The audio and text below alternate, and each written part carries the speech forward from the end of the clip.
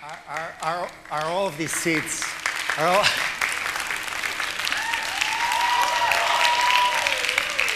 Wow, thank you. But you don't know what you're applauding for yet. But it's a great atmosphere.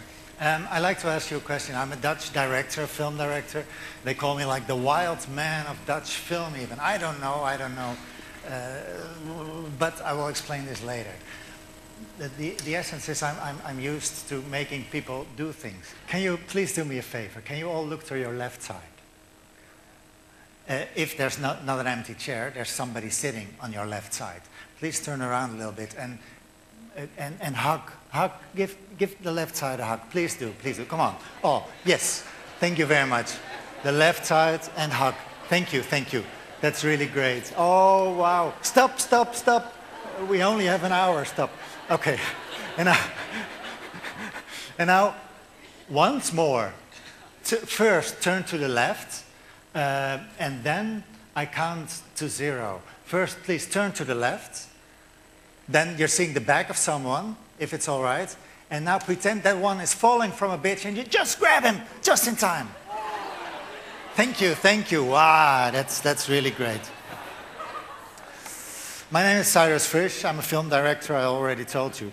I've been called the enfant terrible or agent provocateur. I don't know why. I'm only trying to make interesting films, to make your blood flow a little faster, that are exciting to watch, that's all, that evoke emotion somehow. In other words, I'm after the very same thing as any other filmmaker is after. Then why do they call me the wild man of Dutch film? Ever since I went to film school, I was amazed how much money it costs to make a film. Not only that, it also costs a lot of energy of people. To me, this felt like a big responsibility. I can only legitimize it to myself to make a film if I think somehow it's of real importance. But how to define importance? At film school, I was very young, not much experience with life yet. This is a trailer.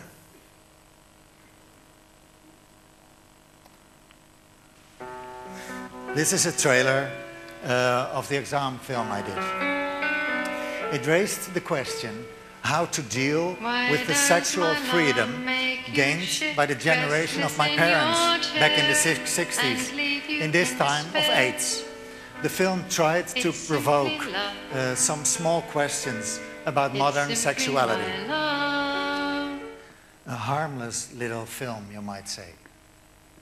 The man you just saw has been the most influential film critic of the Netherlands for about 30 years. In fact, he was the only critic in Holland who could make or break a filmmaker's career because of his influence in the Dutch Film Fund.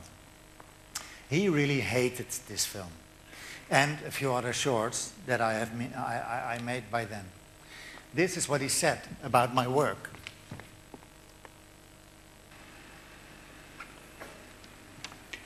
Als ik aan Cyrus FRISCH If denk I in think about films, Cyrus FRISCH and his films, is het eerste woord wat me te binnen schiet the first deerniswekkend. word that comes to mind is pathetic. A rebel without a cause. A rebel without a cause. Het is decadentie zonder stijl. It's decadence without style. Het is alsof iemand in zijn eigen poep zit te roeren. As if someone's stirring in his own dirt.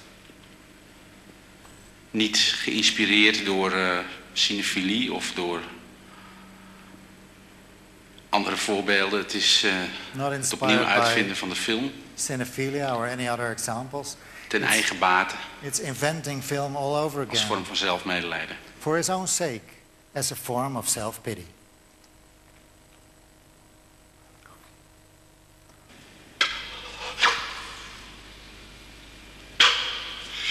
These images are part of the first film I made after film school. It's called Self-Pity. While this star journalist is tearing me and my work apart, I'm trying to drown myself in a fishbowl, apologizing for my existence, and making a fool out of myself in any way I can think of. It seemed like the most effective strategy somehow to get this critic off my back. And it worked, because he never wrote anything about me again. I guess you're right. But it gave me a very strange feeling. I, who had been telling everybody that a film has to be of real importance because of the money and the energy it costs, I was making this. What is the importance of this? It made me feel guilty. Guilty. I had the feeling I was wasting my talents on egocentrism. Self-pity is undoubtedly one of the most I'm just a spoiled little guy. Egocentric films ever made. I want your attention. It did get me some attention, though. I was invited to come to different TV programs and to tell about my work. Suddenly, I felt I found an important subject for a film. I publicly challenged myself to make a film that is morally unacceptable to my audience. Een paar weken geleden was er godverdomme weet ik veel, of een maand geleden in Indonesië dat gezeik, weet je? Er was om 8 uur 's avonds in het journaal iets dat ging over het feit dat er een stammenoorlog was en dat er mensen onthoofd waren. Every day I could see bizarre and strange fiction on television.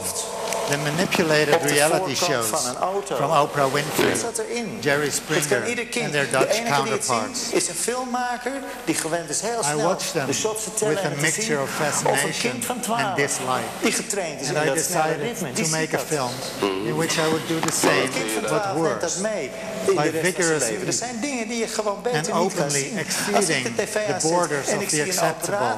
I hoped to get some understanding of the exploitation of human suffering on film and television, and to stir up the emotions. Om te beslissen dat als ik toevallig zep, niets vermoedend, dat ik dat te zien krijg. Ja, dat wil ik niet. Dat is toch jouw keuze om te gaan zitten? Nee, dat is niet mijn keuze. Sterker nog, ik ga ervoor zorgen dat dat nooit meer gebeurt. Dan donder je die tv toch gewoon het huis uit? Met deze film ga ik over de top. Ik ga gewoon over de welke top? Ik ga over de grens. Ik ga over de grens van het acceptabele. I wanted to go over the line of the acceptable. I wrote a script for a film called Forgive Me. And to get in contact with the physically or mentally handicapped people that I needed, I moved from the most idyllic neighborhood of Amsterdam to the grim Gelderse-Kade. These actors would play themselves. We began filming brutal scenes in which their dignity was taken away. See, for instance, how willing Chiquita, one of the main characters, lets herself abuse in this scene. To me, it was very clear that what we were doing was wrong.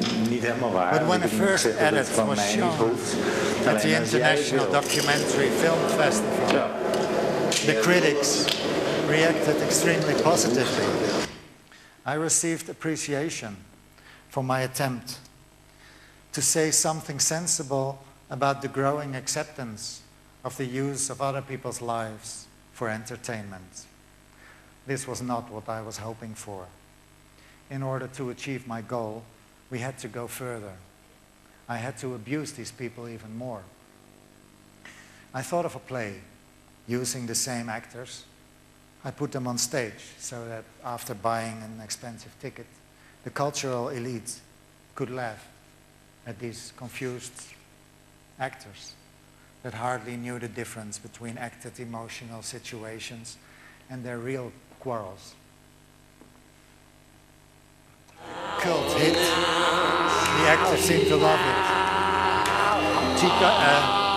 Chiquita and Peter and Nico and Ahmed, they deliberately enlarged their problems. They were playing an exaggerated version of themselves because they felt this is what the audience liked. As a consequence, the play became more and more repulsive. It was me who got very confused. I saw Forgive Me and this play that was part of the film as a dark, strong plea against this exploitation of human suffering. I wanted to protect these people. I meant to show the danger, the confusement of the increasingly blurred lines between documentary and fiction. But if the actors and the spectators, they don't have a problem with it, then who am I to judge? It made me think a lot.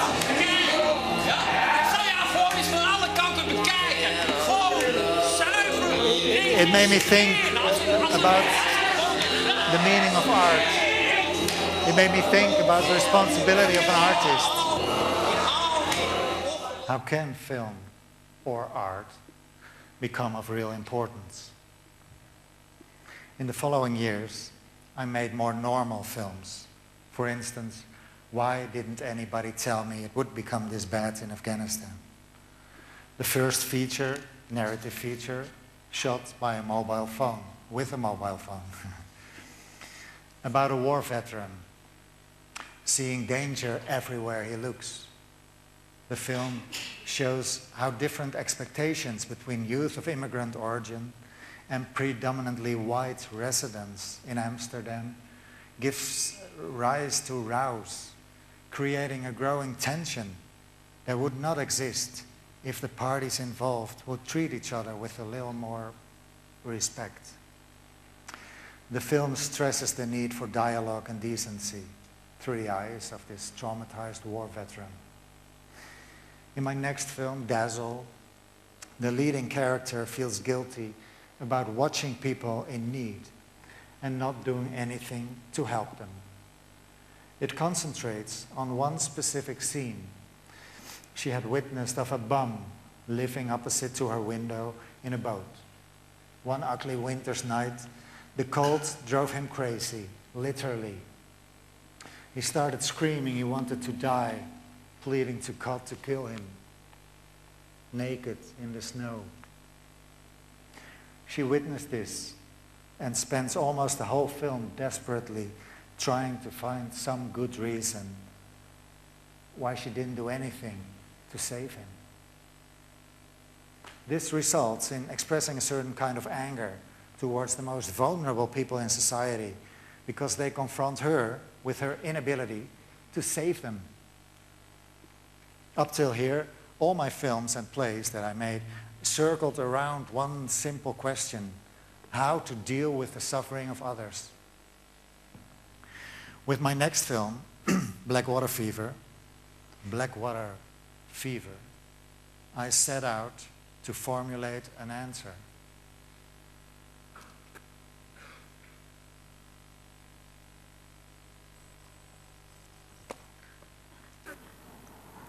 En nu? Nu spoken er allemaal beelden door mijn kop. And now images flow through my head that I can't get rid of anymore. Als ik naar mezelf kijk, in When de I look at spiegel, myself in the mirror, dan zie ik een man die toekijkt hoe anderen I see a creperen. man who watches others perish. Ik heb het lef om er naar te kijken, I have the guts to look, maar niet om er iets aan te but doen. not to do anything. Ik pak niet de telefoon om de politie te bellen. I don't pick up the phone to call the Ik schuif niet het police. raam omhoog om te schreeuwen. I don't open the window to scream. Maar als ik in de spiegel kijk, When I look in the mirror, zie ik een moordenaar. I see a murderer. This man calls himself a murderer. Not that he ever got his own hands dirty. He just never did anything to make something bad not happen. He's suffering from blackwater fever, also called malarial hemoglobinuria, one of the most dangerous complications of malaria. Its symptoms include a rapid pulse, high fever, and the passage of urine that is black or dark red in color. That's why it's called blackwater fever. According to this film, there are two ways to watch the misery of others. One is the comfortable position from behind a television or from within a car or behind a computer. But at a certain point, you will notice that you cannot leave these images. This knowledge, in fact, of others in despair, you cannot leave them behind. If you don't do anything to change it, it will catch up with you, somehow or somewhere. It will make you feel feverish. This fever can have many forms: anxiety, desperation, shame, or guilt. It might result in having you started to watch differently. You can, for instance, break or lay aside the mirror that misforms reality. You can turn off the television or the laptop. You can stop the car, get out. You can walk around, smell, touch. You can get in contact. You can talk, raise your voice. You can protest. You can yell. You can do something. It may not seem much, but it makes the fever disappear.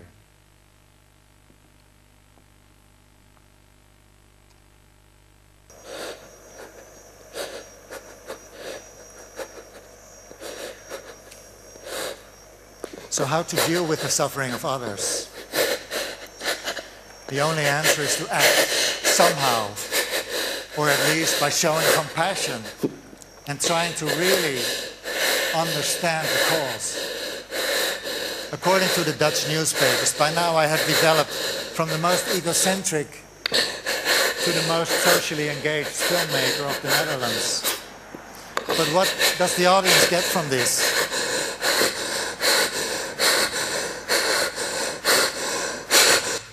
Like most socially engaged filmmakers, my films don't do anything more than creating so-called awareness. How does this make the world a better place? The logical next question for me in order to develop is how to end the suffering of others. How to solve it. I started reading books. I read The Lucifer Principle. I read How Societies Choose to Fail or to Succeed. I read Cradle to Cradle. I read Plan B.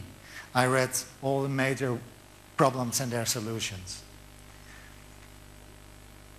Yesterday, I was told by the Dutch consul 20% of all people in Hong Kong earn less than $1 a day. 20%. Less than $1. This can't be true, can it? I heard, he told me that most mates are working for 20 hours a day for 6 days. Whom of you have mates? This is slavery, modern slavery. The world's a rough place today. At least 840 million people suffer from chronic famine and are only one bad harvest removed from starvation. 2 billion people do not have access to electricity.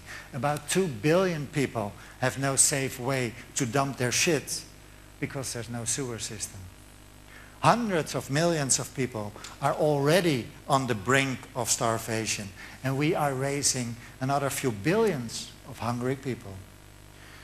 The global population has mushroomed from 2.5 billion to over 7 billion in just the last 50 years. Every single day, we are welcoming a city the size of Southampton. Every month, we're welcoming a city as big as London. And every year, a complete new country like Germany, extra to feed and clothe and water. Hungry people don't have the energy to work as hard. Economists estimate that approximately $100 billion is lost every year from developing world economies because of malnutrition. Hungry people are sick people, and sick people in turn slide further into poverty. When people are desperate, undernourished, without hope, they blame their governments, which they see as responsible for their problems. They try to emigrate at any cost. They fight each other over land, they will kill each other. They start civil wars. They figure that they have got nothing to lose, so they become terrorists, or they support or tolerate terrorism. We should not conclude that these problems are too big to solve. A friend of mine says, history is not an army on a forward march. History evolves and changes because of the actions of people. We're not passive victims of a future that is unfolding. We can change things.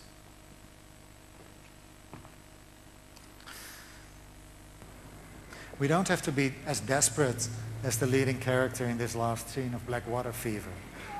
We can make great strides in eradicating poverty and establishing peace by spending less on weapons and war, more on education, by taking a long-term view of the world's problems, by focusing on basic rights for every child, by addressing conflict and injustice in every nation, and by having a much more responsible and sustainable use of the world's finite resources. Did you know each year the world spends $1,464 billion on war, weapons and violence? 1,464 billion. This raises a simple question, I think. Do we want to encourage war, or do we want to encourage peace? The costs needed for fundamentally restructuring the global economy in order to eradicate poverty, stabilize population, restore the economy's natural support systems, and thereby stimulating peace. These have been calculated roughly. For instance, the World Health Organization estimates that providing the most basic health care in developing countries would cost about $33 billion. The additional funding needed to achieve universal primary education, is estimated at $10 billion a year. Providing reproductive health care, family planning, for all women in developing countries, another $17 billion a year. Altogether, reaching basic social goals, restoring the earth, will cost $187 billion a year. Might seem a lot, but now compare it with the $1,464 billion we're spending on war. It's only all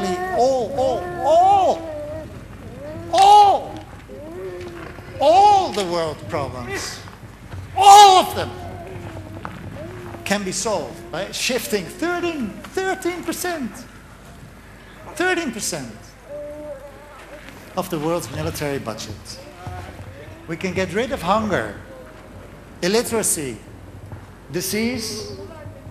We can get rid of poverty, stabilize world population, and restore the Earth's soils and forests and fisheries. Everything. 13% of what we're spending on war. Please remember this. And why are you still sitting here? I mean, come on, this is something we can change. It would restore hope for everyone, every single person on this planet.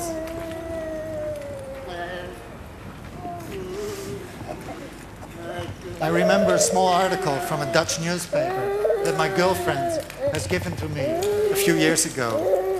It was about a man in China who was rumored to have been saving lives simply by grabbing them just before they jumped from the bridge.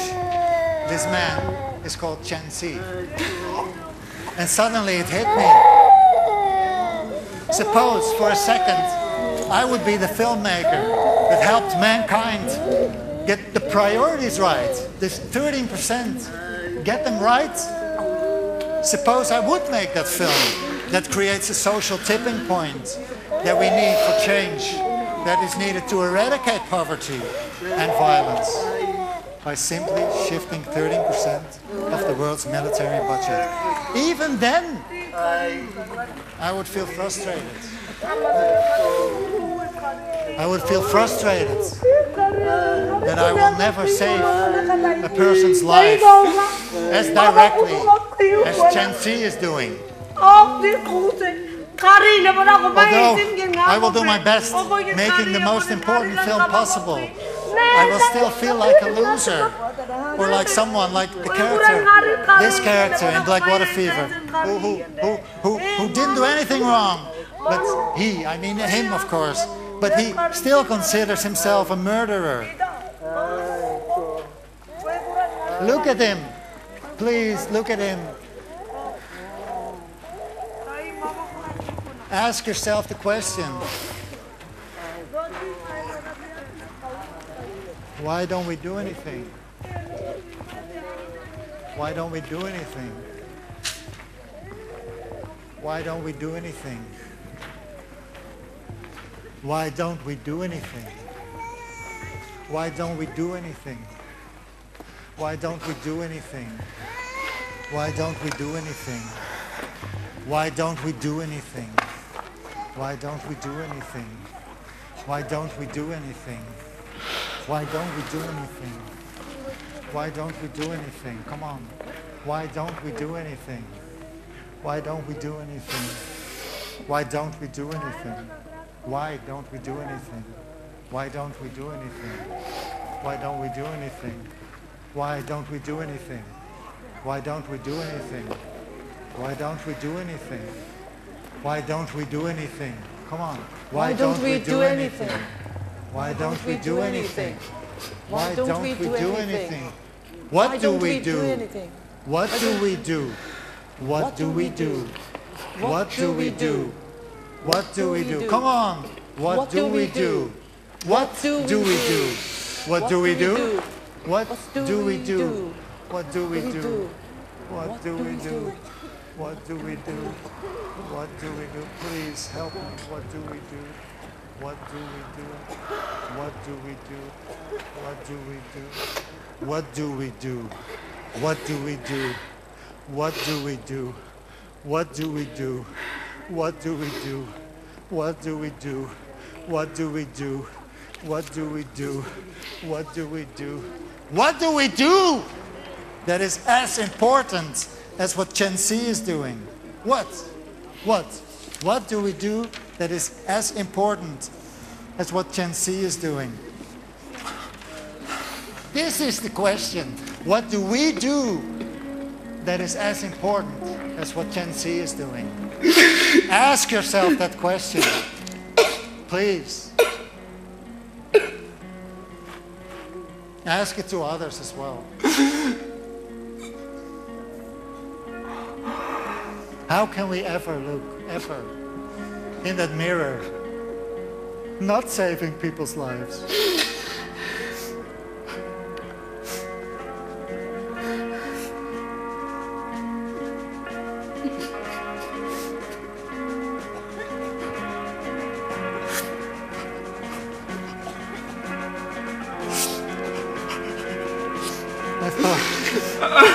I thought it to be a good idea to share this with you, and asked whether the MaD organization could help me find Gen Z.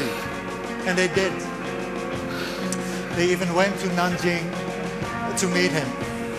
They asked him to answer some questions. And he wrote me a letter. This is what it says. I'm a simple person. I left Jiangsu for Nanjing to find work in 1990. I have been supporting myself by working at the lowest social stratum. Initially, I was a digger, but was thrown out without payment after a few months. Me and my fellow countrymen, we got together and we found shelter at a relative's and rag-picked to earn our bread. Later, I managed to start a little grocery store and settled down in Nanjing eventually. In 2000, when I was taking a break on the Nanjing Bridge in the middle of a delivery, I saved a person by accident. This struck me tremendously, how nice it is when there's someone to hold you back when you are desperate. After 2000, stories of suicides, mostly of immigrant workers, flooded the media. I felt deeply about this. Migrants do not have friends and families to support them through difficulties. When they cannot take it anymore, they can only choose to end their own lives by jumping. In September 2003, my daughter entered primary school. She and my wife could help with the store on weekends. I couldn't help it anymore. Assured by my life-saving experience in 2000, I decided to go to the bridge and to save lives during the weekend and the holidays. Since 2003, I have saved 194 lives. I don't see this as an achievement. Indeed, I feel sorry for the ones I couldn't save. 10 each year jumped right in front of his nose. Thus, I persevered, although it's a tiring and difficult task. In all these years, I've been traveling back and forth the bridge on a scooter. It's hard to save lives on a 4,577-meter-long bridge without transport. I'm now the assistant of a boss of a logistics company, and I earn 22,600 yuan a month. I keep a diary on what is going on the bridge, and all I want is to get my experience on paper so that psychologists or troubled people can take it for reference. I'm not well educated, so the text is not well written, and no one will publish it. As a commoner, I'm not qualified to share how I save lives.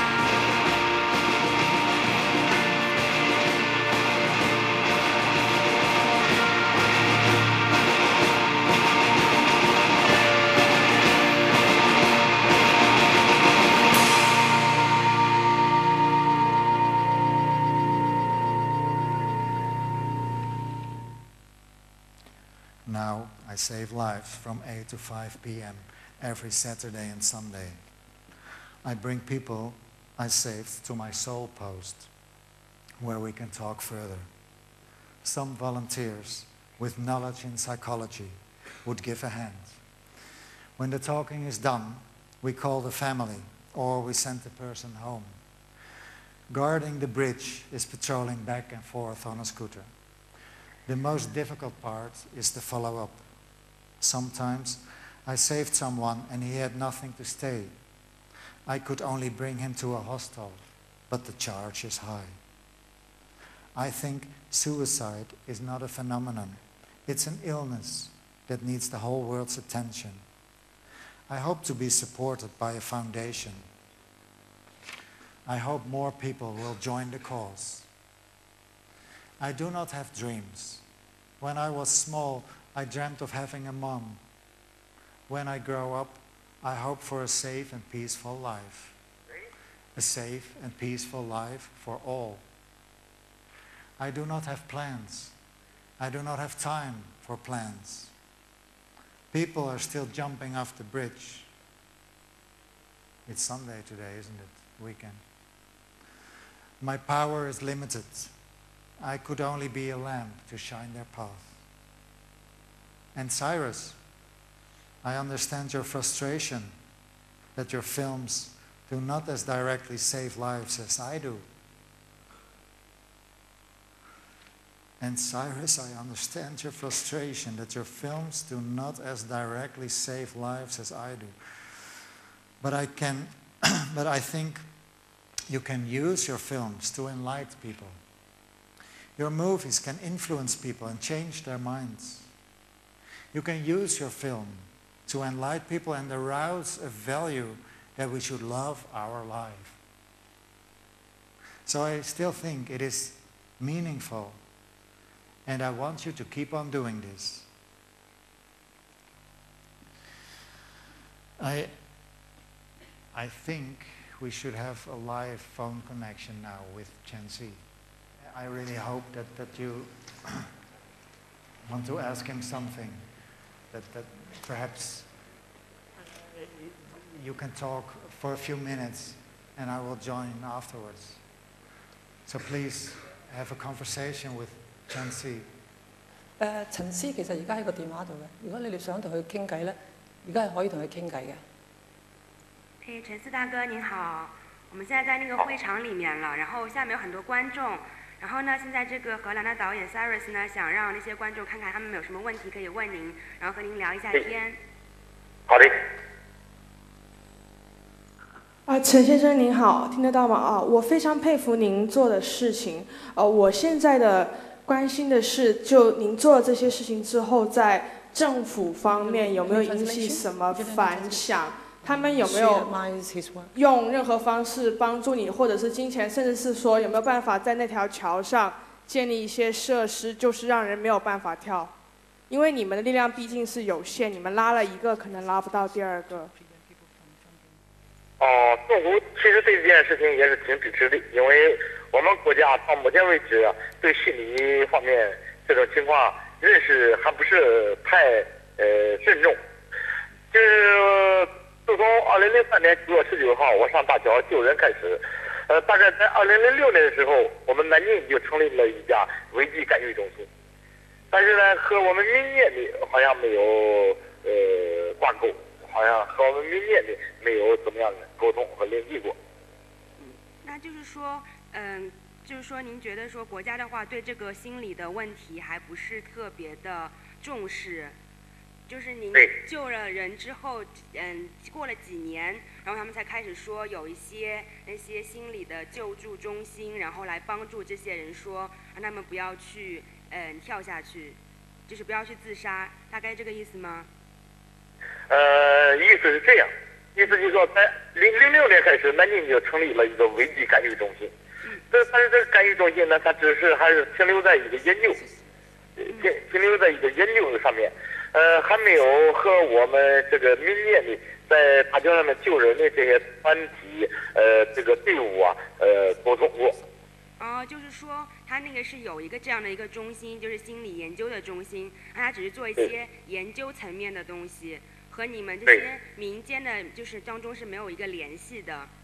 对。所以就是说，您还是觉得说国家在这方面做的还不够，就是您能希望他们在研究的就是之后能够和你们的这些实际的民间的工作，然后结合起来。对，其实我们民间做这个事情，是因为我之所以去做这件事，也就想赋予13亿的中国人。更多的这个爱涌向到需要救助和需要帮助的这个层次，这个重点去。但是呢，我们民间这些力量倒是不少，我们需要政府有序的有一个善后的妥善管理，然后我们在前线就做这件事情，感觉意义就更大了。好，就是您觉得说您做这件事情，然后是希望能够呼吁13亿中国人都来做这些事情。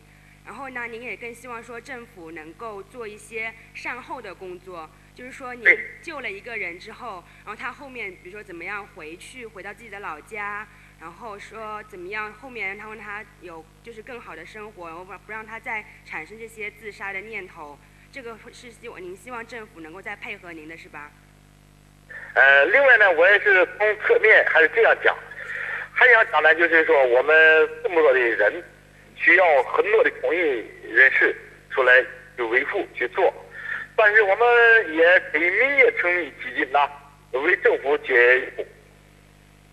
不好意思，能不能再说一遍？不是很清楚。就是说，我想呢，通过自己的活动，也赋予更多的人做公益事业，也希望我们每个公益事业的人都有自己的基金，为政府解忧。就是说，您觉得说，您希望通过自己的行动，然后呼吁更多的人来参与这个公益事业，然后另一方面是就是从民间来配合政府做得更好，是吧？对。好，那我想问一下有没有回答你的问题？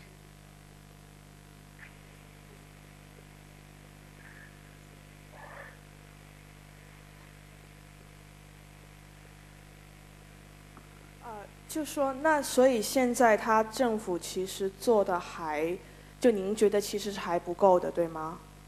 就是他问您说是您觉得现在政府做的还不够是吗？不是认为这个情况，因为像我是通过共鸣一个，但是我对政府是没有什么任何评价。我认为不是说政府做的不够，而是这个做的很好，认识不够。好，就是说陈思大哥是觉得说不是政府做的不够啊，是说现在对这些方面的认识还不够。就说他觉得他自己救人是自己的事情，然后对政府的话，他觉得就是这样一个情况，就是说认识不够，然后觉得以后还是会有改善的空间的。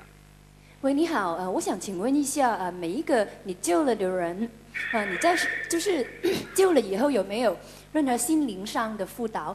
因为你只是身体上救了他，那心灵上呢有没有一些善后的工作？比如说给他一些方向啊，或者是可能不是你，或者有没有就是你的团队或者其他的人会除了在身体上救他以外，心灵上给他一些方向？谢谢。这位观众主要是想问您说，您救人以后，您救人是一个身体上的过程，然后救了以后，您在心理上面有没有帮助他们？然后是怎么样帮助他们的？好的，因为从2006年12月1号，我就建立一个心灵驿站。我建立这个驿站呢，就是有男的两床，女的2床，我有只能这个条件。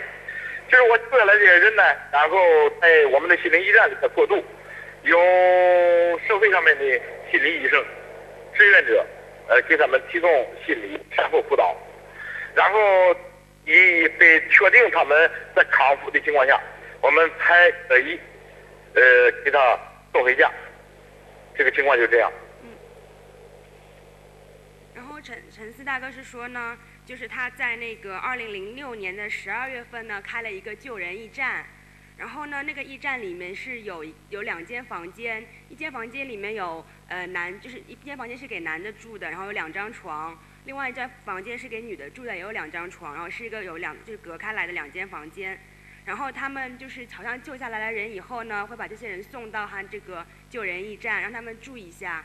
然后呢，会有一些社会上的志愿者，还有一些心理医生，这些是民间自发的，他们会来这个救人驿站，对这些救下来的人给他们一些心理辅导。然后在经济情况和及各方面情况下，就是允许的情况下呢，最后会帮他们，比如说买火车票或者买就是公交车的票，然后送他们回老家。因为很多其实救下来的人是那些在南京打工的人，然后他们就是可能经济上有些困难，然后需要送回家，大概是这样的情况，对吗？对。好。你等一下，还有一个观众有问题。好的。喂，陈先生您好，我之前看过你的报道，我想问一下，你们团队今后发展的这个方向大概是什么样？是说比较侧重于继续救助这些人，并且给予他们善后的这些干预和支持呢，还是说更侧重于对于处于心理亚健康这个状态人的帮助，让他们在就是说没有产生自杀念头的这个时候，就对他们进行一些救助？陈大哥您好，就是这个观众呢是想问您说，您和您的团队今后的发展方向是怎么样的？是说继续这样子救人，然后给他们进行一些善后的工作和心理辅导，还是说就是想针对一些心理亚健康的人，就是说他们是有可能想自杀的，然后对这些人进行一下辅导，就在他们自杀之前就把他们救下来。你打这个电话就是我对外公布的一个心理咨询电话。我这个电话其实也很累，就是每一年大概要有累计2万人次这个心理咨询，都是通过这部电话。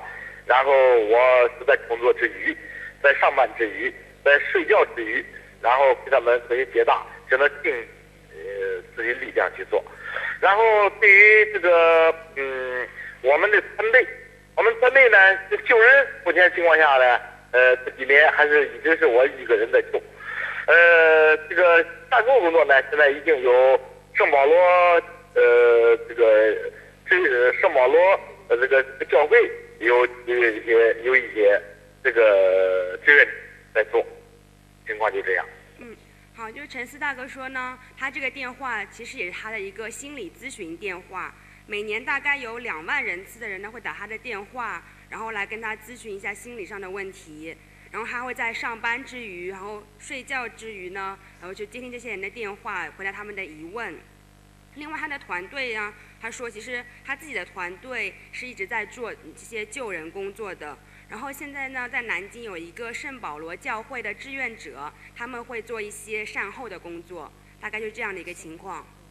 Most people that he has saved, what are the causes of their suicide? Is it because they feel lonely or because they don't have money? What are the causes of most of the suicide cases? What are the main causes of it? 陈思大哥，这位观众是想问您说，您救下来的这些人，他们就是大部分人是什么原因促使他们自杀？好，现在从目前情况，这个1年多，我总结的经验呢是这样来分析的。情感问题占30%。不好意思，能不能再说一遍？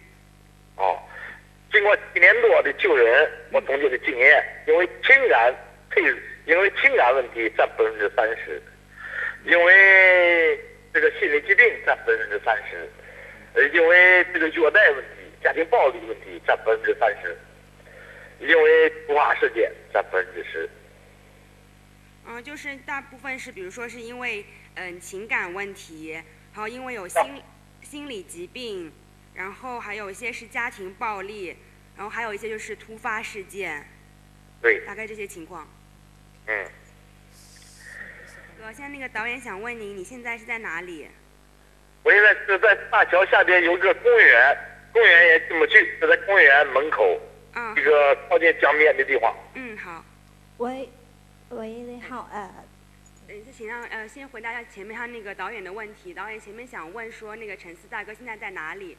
他现在是在那个南京大桥那个下面，然后下面呢有一个公园，公园门口。因为就是他今天是星期六，今天星期天，他要救人，所以现在我们要跟他打电话，要找一个稍微安静一点的地方回答我们的问题。